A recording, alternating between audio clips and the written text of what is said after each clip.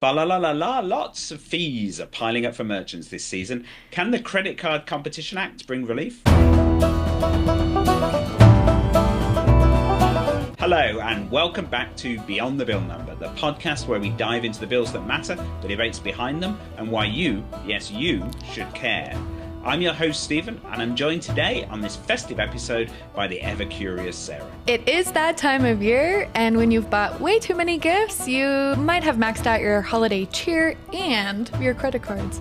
So naturally, what better topic to unwrap than the Credit Card Competition Act? And we have our festive sweatshirts on for everybody to see. Look, we're all very festive. Look at this. I'm Star Wars festive, of course. Yes, it's Christmas time again, and of course, as we all know, Christmas is about one thing: buying stuff. Today, we're digging into the Credit Card Competition Act, or as I like to call it, swipe right for savings. Merchants are cheering, banks are frowning, and consumers? Well, we'll get into what this could mean for you. Sarah, are you ready to swipe through the details? Oh, I was born ready. We're talking about credit cards today, and as always, I'm just very curious what credit cards look like in the UK for you. I know a lot about what's going on here with them, and some things that are problematic in this act for the critics are things that I definitely partake in with my credit cards, but I kind of wanted to open this up and see what's going on that side of the pond when it comes to credit cards. It's one of those areas where actually there isn't an enormous amount of difference, I would say, between America and the US. And that's just because the credit card industry is a global business. It's not just America. So in Britain, just as in pretty much any country around the world, you'll see credit cards are dominated by these two networks, MasterCard and Visa. And in the same way, you can get credit cards from any number of different issuers, but they're always going to have Visa or MasterCard slapped on them. And then you've got American Express, and hardly anyone has American Express because there's a lot of places that don't take them, because I think I'm right in saying that they charge a lot more. Actually, their fees are much higher. But personally, I'm not a big credit card fan. I very rarely use mine. I get these monthly statements from my credit card company, all very sad, saying I haven't used a credit card again, and trying to persuade me to use them. And you've got all these special offers, these points and things, and it just doesn't do anything for me at all. Wow. I only like to buy things when I've got the money to buy them. Yeah. Yeah, it's interesting because I am a credit card fiend. When I started my coding boot camp, we did these tech lunch Tuesdays, and we all taught each other about other things that we had come to the coding boot camp, like with knowledge about. I did one on taxes, but this other guy on my team, he did an entire presentation about how you can game credit cards, this process that you should be doing, how you should be closing your credit card every 2 years and opening a new one, because you can re-qualify for these new member points. And I am such a little fiend with the points. I'm always scheming. I'm always trying to figure out how to do X, Y, Z, and the other to get points. And when my husband and I went on our honeymoon like 2.5 years ago, we barely paid any money and went all the way to French Polynesia because I had just gamed the point system so well throughout our wedding. I knew I was going to be making huge purchases during the wedding because it's a wedding. And so I was immediately qualifying for all these sign-up benefits. But I think one of the biggest reasons I am very comfortable with credit cards is I also treat mine like a debit card. I never put anything on it that I know I won't have 100% of the money to pay off within 30 days. I get paid biweekly. I pay down my card every other week. And like sometimes that's all I have on my card because I've been good and not buying too many Christmas presents. But then other times, I might need 2 pay periods to pay it off, but I use it the exact same way. The interest rates on credit card are absolutely astronomical. If you leave money on your credit card, you are absolutely getting gouged by these credit card companies. And so I've always deeply resented that. So in times when I have had money on my credit card, I've done a similar thing to you. Rather than gaming the points, though, you can game the introductory interest-free period offer. So when you start a credit card, I don't know, maybe it's the same in America, certainly here, they'll say, hey, if you open a credit card with us, we'll give you 6 or 9 months interest-free. And a special balance transfer rate. So I did for a while, kept opening all these new credit cards and transferring my balance across as I paid it down, so I didn't have to pay any interest. Obviously, you pay a balance transfer fee, but it's nowhere near as high as the interest. As the interest, so, yes. If you do have money in a credit card, you can do that. I'm not. Now, this was quite a long time ago. It wouldn't surprise me if they've put various things in place to stop that, because it was quite a common practice. I know. But they can game us, but we can't game them. Yeah, absolutely. I don't like the idea of just paying them loads of money every month for nothing. Right. I'm with you. Pay it I'm off. with you. Yeah. This act is a super interesting act to be talking about because it is something where it's kind of one of those things that at least I feel like nobody thinks about because it's just the way that it is. You're like, oh yeah, I know my credit card charges a fee and I know that I'm getting told if I pay with cash, I get a 5% discount. A lot of people I think just think, oh, it's easier to use cash and people like cash better. Cash is king, whatever. But it's like, no, you're just not throwing your money away, lighting it on fire because the credit card company is taking a little bit off the top every time you swipe. Credit in general is at the absolute heart of capitalism. It's the ability to actually lend money and charge interest on it was exactly what started the first central banks in London and Amsterdam and led to sort of capitalism as we know it. And then the credit card boom, which started back in the 50s and 60s, I think, but credit cards didn't really take off in Britain until the 1970s, and that was really when our sort of consumer boom started because it allowed people to suddenly go out and buy things they couldn't afford, and that's the business model, isn't it? There's something deeply unpleasant, I think, about the credit card sort of business, which is like, you can't afford this, that doesn't matter, buy it anyway, right? And then you just get into more and more debt if you're not careful. So you just have to be very disciplined and keep on top of it. And I think that's sort of my suspicion coming through. My parents were the same. I think you would tend to inherit these things from your parents. Yes. They never borrowed money. We just didn't buy anything. Right. We had nothing in it because they didn't buy stuff. But that's just not the way the world is these days. Let's start at the top. So what exactly are these swipe fees and why are they such a big deal? And just before we get into this as well, we don't swipe credit cards anymore. We tap them. So shouldn't these be tap fees? You know, I think that's just a little bit too too new and too technologically advanced for this policy. But yes, yes, I mean that's a good point. Swipe fees or interchange fees are the charges that merchants pay every time you use a credit card to make a purchase. And Visa and MasterCard dominate the US credit card market and apparently the UK one. And they handle about 80% of the transactions.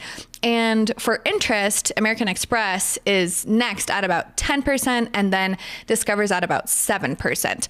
And then there's a few other smaller players, maybe, local people, things like that. But that's the demographics of the companies. Absolutely. And as we mentioned as well, we should distinguish between credit card issuers, which is the main name on your credit card, and it can be a bank, an airline, some other type of organization. As I say, my credit card is actually issued by my supermarket, by Tesco.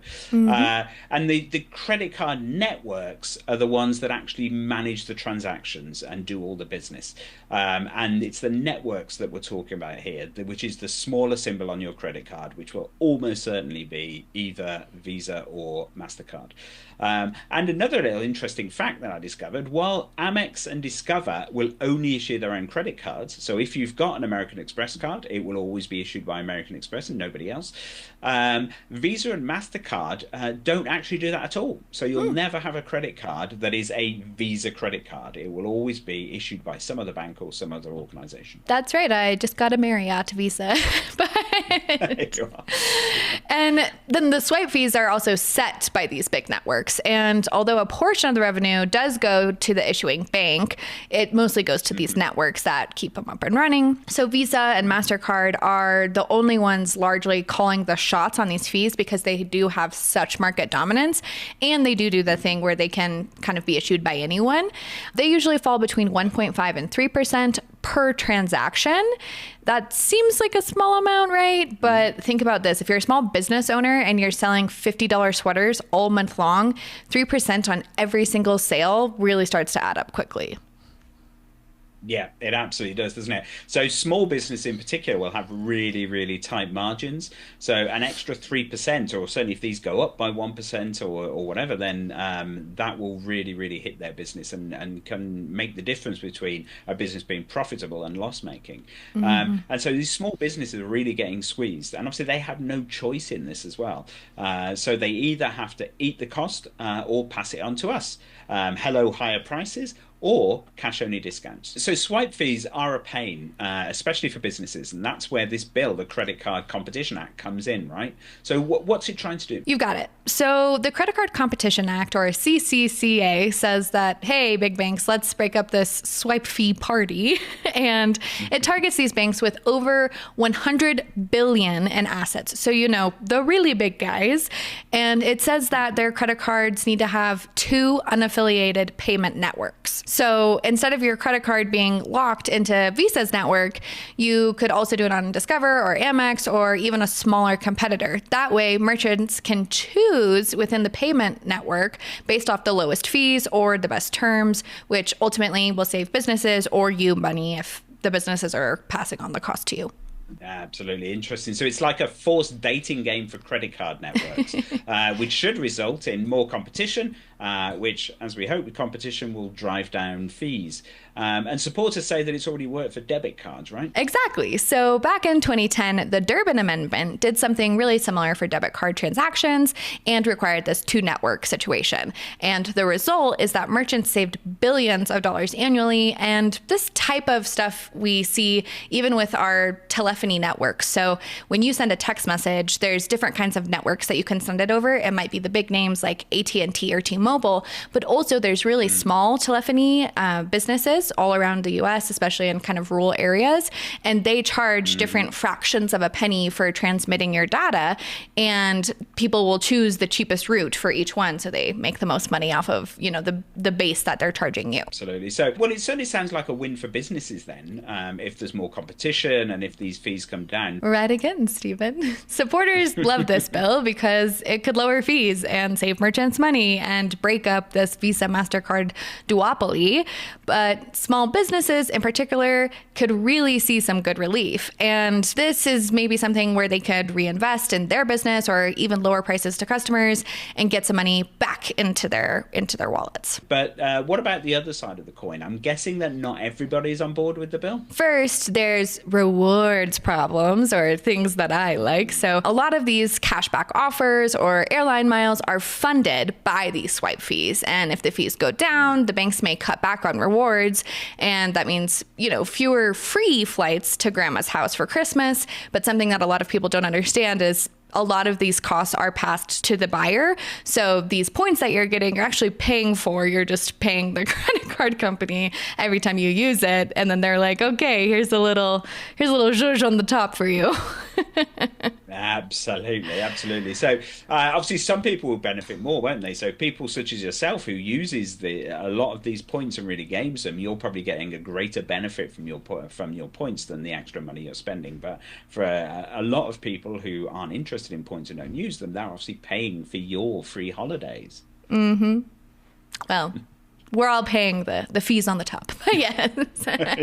And that's not all. Critics also worry about security. Visa and MasterCard have poured billions into fraud prevention systems. If merchants start switching to lower cost networks, critics argue that could mean a lot more fraud risk. So cheaper for businesses, but riskier for shoppers? That's the debate that we're kind of having. And finally, the big banks say that the bill just adds unnecessary regulation that could disrupt the credit card system overall. So what's the bottom line then, Sarah? If the Credit Card Competition Act passes, who wins and who loses? Well, small businesses definitely win. They could save bigger on swipe fees, especially during these busy holiday seasons like the one that we're currently in. And that extra cash might let them lower prices or invest elsewhere. For consumers, though, it's a little bit more complicated. Lower fees could mean better prices for us, but also losing out on those juicy cash back and travel rewards might sting. And there is the additional fraud risk there. So it's a little bit of a trade-off. And what about the big picture? Could this bill change the whole payment ecosystem? Yes, potentially yes. It could open the door for more smaller networks to develop, making the credit card market more diverse. But that also raises questions about how smooth or secure that transition would be. Well, Sarah, it sounds like the Credit Card Competition Act is stirring up a lot of holiday debate. more savings for merchants versus fewer perks for consumers and possibly riskier transactions. So what's next for the bill? Well, it's still being debated in Congress and was proposed a couple years ago. Again, we're talking about it now. So it definitely seems like something that the general ecosystem is at least interested in pursuing and looking at. But with the swipe fees costing merchants billions a year, you can bet this fight is not going away anytime soon, and there probably will be some movement somewhere.